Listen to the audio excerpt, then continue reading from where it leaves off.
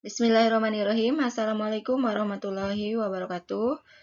Bertemu kembali bersama Ibu Roslina pada pembelajaran tematik untuk kelas 6 sekolah dasar. Tema 7 kepemimpinan, subtema 3 ayo memimpin pembelajaran yang pertama. Sebelum kita belajar, marilah kita berdoa menurut agama dan kepercayaan masing-masing. Berdoa dimulai.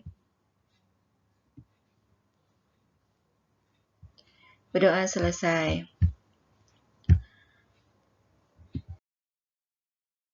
Fokus pembelajaran kita kali ini yaitu pada muatan pelajaran bahasa Indonesia dan PPKN. Tujuan pembelajaran yang pertama yaitu melalui kegiatan mengamati, siswa mampu mengidentifikasi nilai-nilai persatuan dan kesatuan pada bacaan tentang kepemimpinan dengan teliti. Yang kedua, melalui kegiatan mengamati, siswa mampu mengidentifikasi nilai-nilai keadilan dengan benar. Yang ketiga, melalui penugasan, siswa dapat menyusun konsep isi pidato dengan baik.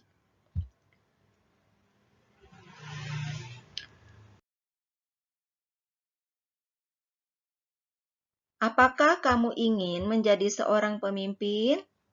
Kemampuan apa yang sudah kamu miliki? Apakah kemampuanmu akan bermanfaat bagi anggota? Nah, coba tanyakan diri sendiri ya anak-anak. Apabila kamu ingin menjadi seorang pemimpin, kamu harus tahu siapa dirimu, apa kelebihan dan kekuranganmu. Hal ini akan bermanfaat agar kamu tahu kemampuan apa yang harus kamu kembangkan. Kamu bisa belajar tentang kebutuhan dasar seorang pemimpin dari cerita di bawah ini. Bacalah dalam hati teks berikut ini.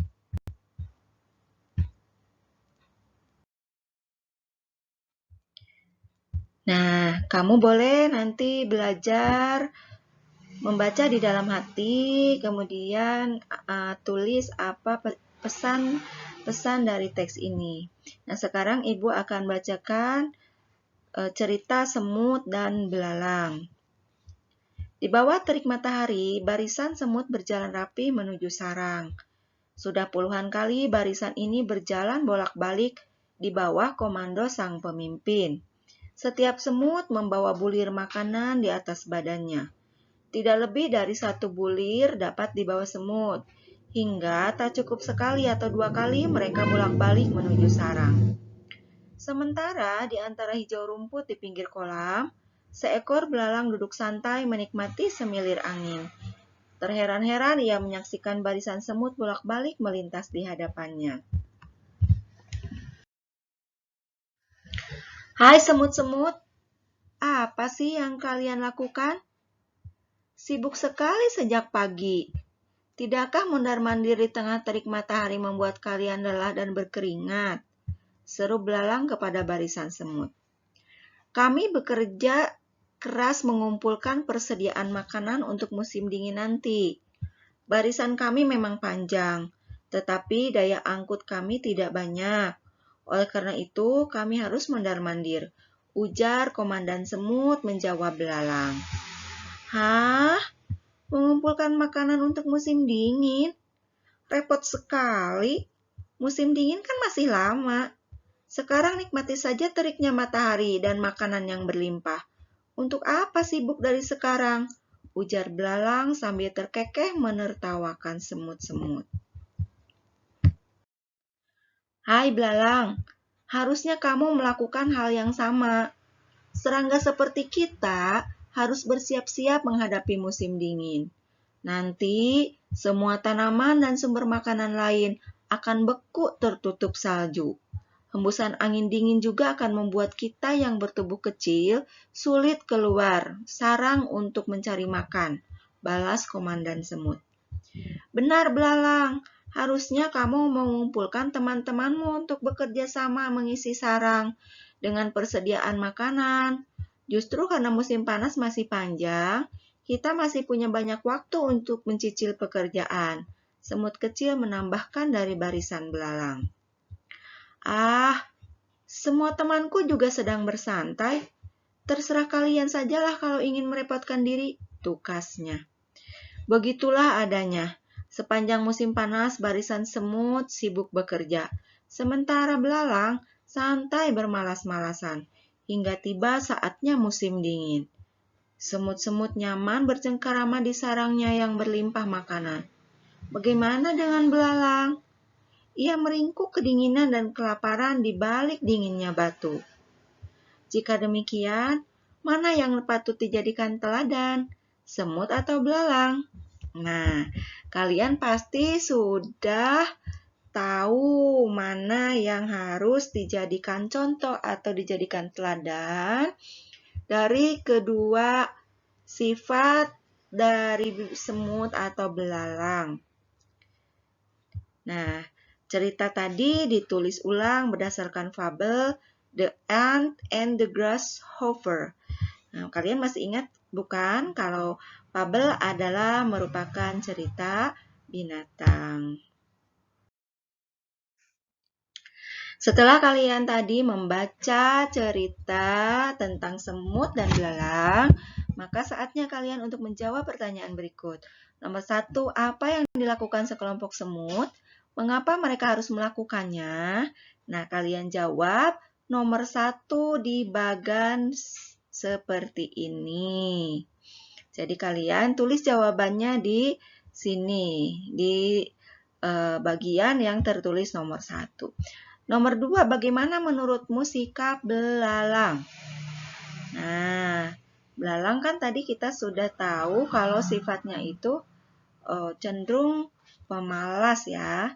Nah, kalian tulis di sini dan silakan tulis pendapat kalian tentang sikap belalang. Nomor 3, bagaimana cara semut bekerja? Nah, tadi kalian sudah tahu bahwa semut itu badannya kecil, sehingga dia membawa cukup hanya satu bulir saja. Tetapi mereka bekerja tidak kenal lelah ya, bolak-balik mengangkut makanan. Nah, kalian silakan tulis nomor 3 di sini, bagaimana cara semut bekerja. Kemudian nomor 4, nilai-nilai baik apa yang bisa kamu teladani dari cerita di atas? Kalian tentu bisa menilai dan memahami serta mengambil pesan dari cerita tadi. Tuliskan apa saja yang bisa kamu teladani di kolom nomor 4 ini.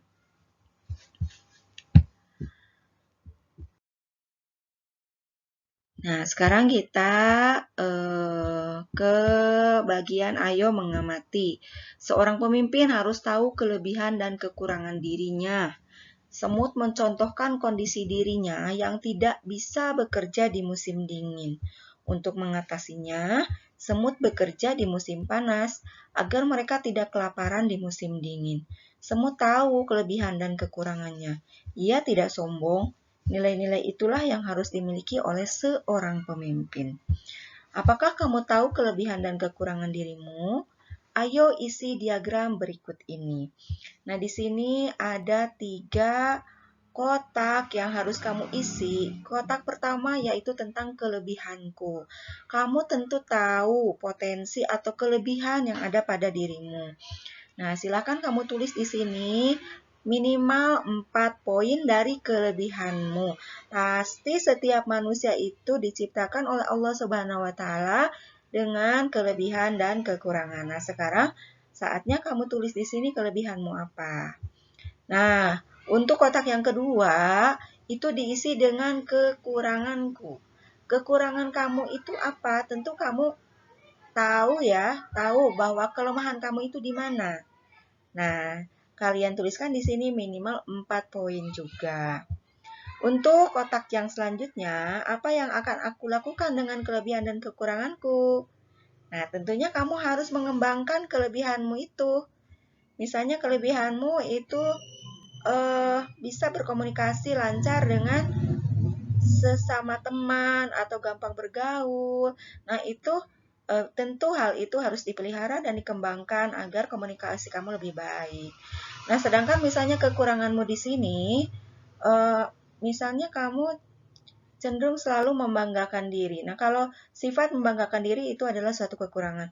Maka di sini sikap kamu untuk kedepannya yaitu harus selalu mengurangi sikap membanggakan diri itu, atau kalau bisa dihilangkan. Nah, contohnya seperti itu ya anak-anak.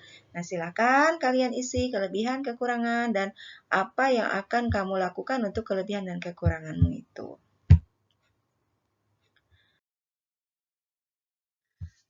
Menyadari kekurangannya, semut hidup dengan bergotong royong. Mereka sadar bahwa tidak mungkin dapat mengumpulkan makanan tanpa bekerja sama.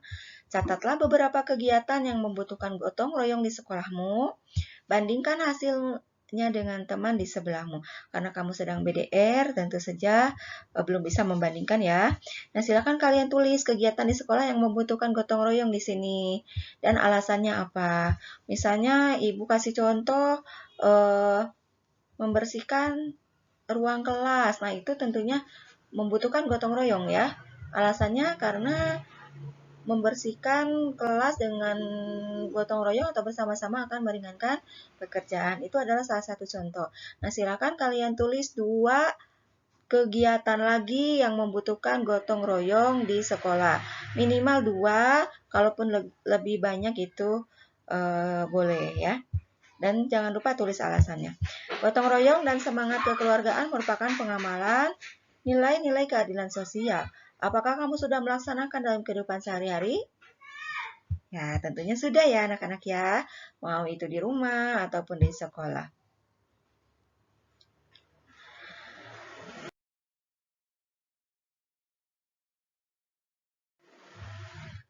Tahukah kalian tentang koperasi? Bagaimana orang-orang di dalamnya bekerja?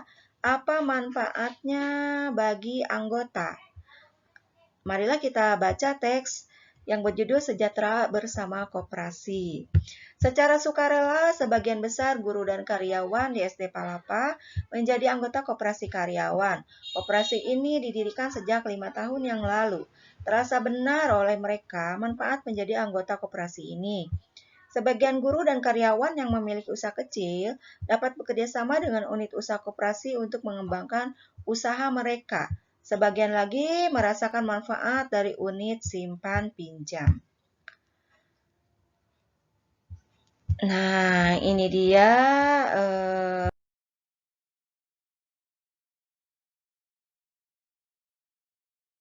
kegiatan rapat anggota koperasi. Pada akhir tahun diadakan rapat anggota koperasi, seluruh guru dan pegawai SD Palapa hadir.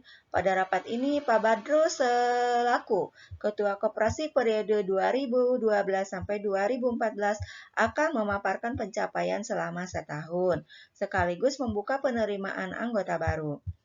Bapak dan Ibu guru, serta seluruh karyawan SD Palapa yang saya hormati, tidak terasa sudah 1 tahun saya menjalankan kepercayaan dari Bapak dan Ibu untuk memimpin koperasi karyawan ini. Sudah beberapa tahun kita bersama-sama merasakan manfaat organisasi kecil kita ini. Perlu kita ingat kembali bahwa tujuan mendirikan koperasi bukan untuk mencari keuntungan. Koperasi karyawan kita didirikan untuk meningkatkan kesejahteraan bersama. Semua anggota memiliki kesempatan yang sama untuk menikmati hasil atas berkembangnya usaha bersama ini. Nah, jangan lupa kalian catat apa pesan-pesan penting yang diutarakan oleh Pak Badru atau yang ada di teks yang sekarang Ibu baca ini ya. Nah, contohnya seperti tadi bahwa tujuan mendirikan koperasi bukan untuk mencari keuntungan. Nah, ini adalah sebuah pesan. Bapak dan Ibu, kekeluargaan dan kebersamaan merupakan modal utama dalam koperasi ini. Peduli terhadap jalannya usaha koperasi menjadi kewajiban tiap anggota, bukan hanya tugas ketua atau pengurus. Jadi, koperasi itu jalankan oleh seluruh anggota maupun pengurusnya. Semua memperoleh kesempatan untuk belajar. Secara mandiri kita menetapkan jenis usaha koperasi dan menjalankannya. Pengurus yang melaksanakan, anggota yang mengawasi dan memberi masukan.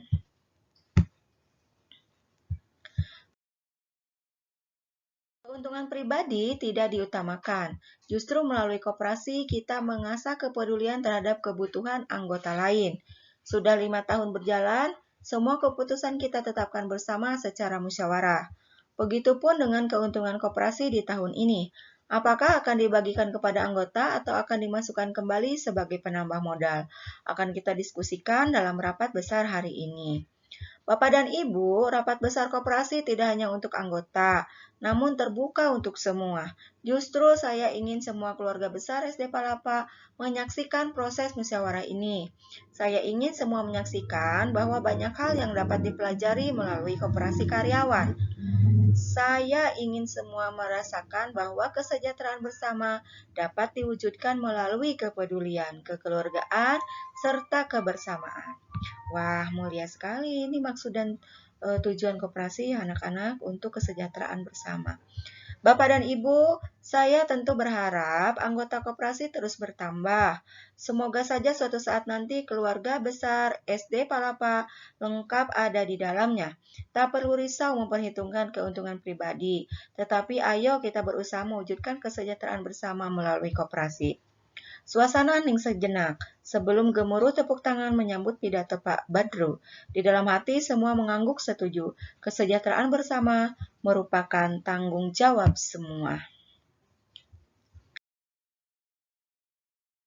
Isi teks sebelumnya adalah tentang koperasi dan kepemimpinan Pak Badru. Pak Badru mengedepankan musyawarah dan gotong royong serta kepentingan anggotanya. Pidato Pak Badru di dalam teks sungguh menggugah. Bisakah kamu membuat teks pidato seperti itu? Kamu bisa merancang teks terlebih dahulu sebelum dijadikan sebagai teks pidato dengan topik bermusyawarah untuk kepentingan bersama. Buatlah rancangan teks pidato untuk disampaikan di depan teman kelasmu. Rancangan berisi tentang pentingnya musyawarah. Nah, anak-anak, Ibu ingatkan kembali bahwa di dalam sebuah pidato itu ada yang disebut salam pembuka yang berisi kalimat sapaan, kemudian pendahuluan, memaparkan topik permasalahan yang akan dibahas. Yang ketiga, berisikan pembahasan topik secara lengkap di kegiatan inti. Bisa juga merupakan kalimat ajakan. Yang keempat, penutup, penyampaian rangkuman atau intisari topik yang akan disampaikan. Dan yang kelima adalah salam penutup yang bisa dibuat dengan mengucapkan terima kasih. Nah, pemimpin yang tahu kelebihan dan kekurangan dirinya adalah pemimpin yang bijaksana seperti Pak Badru ya anak-anak.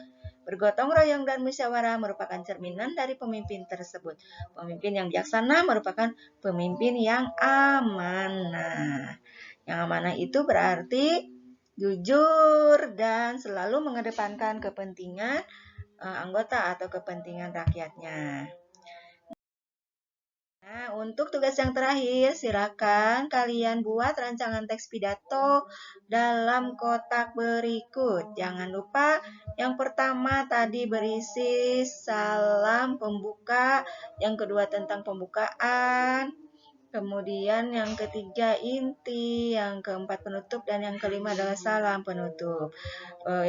Membuat rancangan teks pidato dengan tema perlunya musyawarah dalam mengambil keputusan.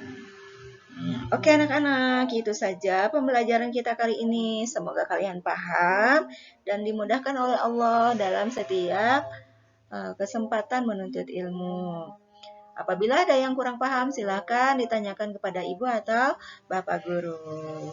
Selamat belajar. Wassalamualaikum warahmatullahi wabarakatuh.